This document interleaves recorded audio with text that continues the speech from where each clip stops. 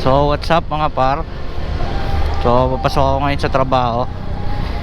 Titingnan natin ngayong araw kasi may nabalitaan akong transport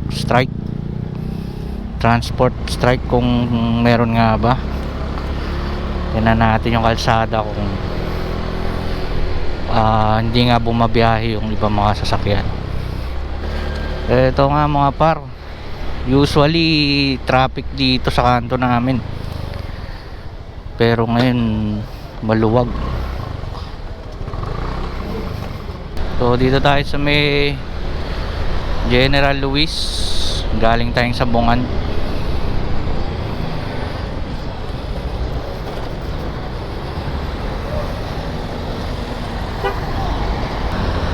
So ito, may nakita akong bus dito sa may General Luis. Parang ewan ko, libreng sakay yun, pero parang hindi naman yata transport strike. Parang wala naman. May jeep pa oh. Ito may jeep, biyahe Malinta.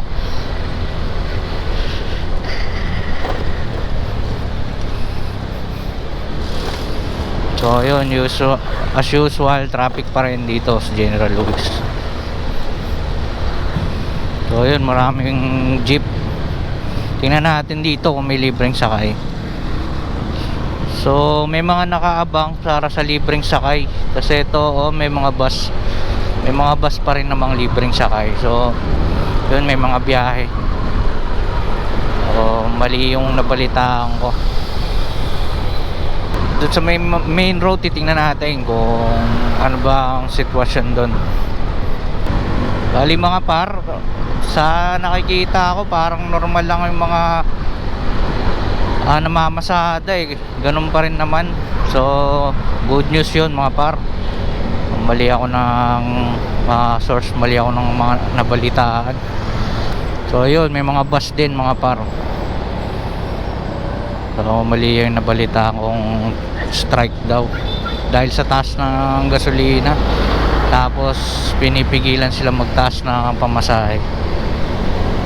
Ganito na lang yung aking video. Salamat sa mga tinapos yung video ko, sa mga nanood. Ride safe mga par.